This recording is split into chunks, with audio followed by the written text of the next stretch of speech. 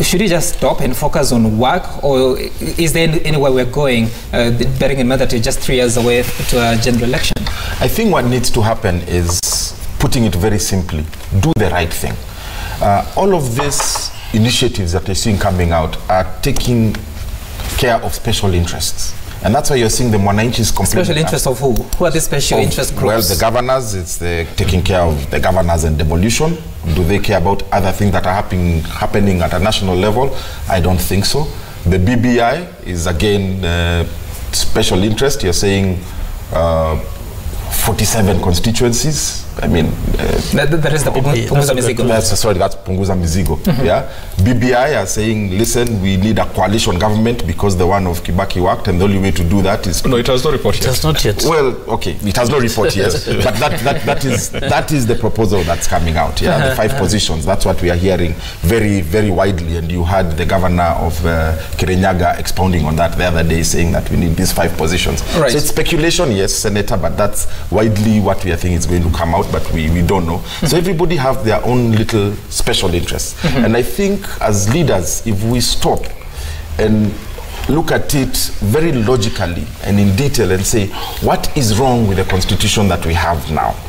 And if we fix those things that are wrong for the greater good of the country, how do we ensure that once we have another document, we follow it? Because it doesn't make sense to spend all this time, money, and energy going to get a document that you don't even follow, which is what is happening now. The key thing here is strengthening of institutions.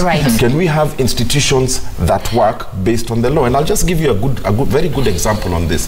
The war against corruption, right? While I support the president completely and for leading this war against corruption, but he shouldn't be doing it.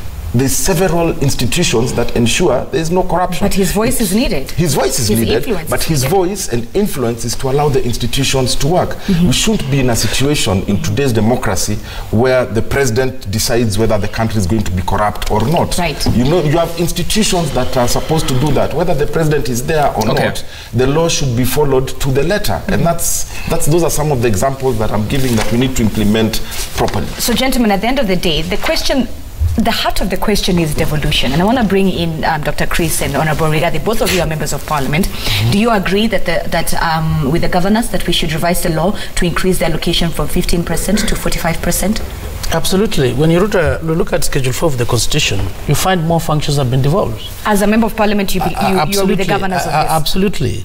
Many functions are devolved, but when it comes to budget aspect, whatever is being devolved as per the Constitution is only talking about 15%. So it will be a wonderful idea to increase to 45%. And I want you guys to look at the Mutava Musimi report, because Honorable Gachagua, maybe because in the last parliament he was in Nyeri, he didn't know.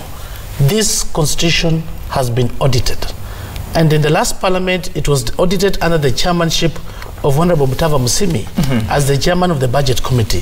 So I'll request you to look at that report, and Kajwang also mentioned about this. And in any case, the shoe here knows where it pinches. We are members of parliament. We've seen problems, particularly when it comes to division of revenue.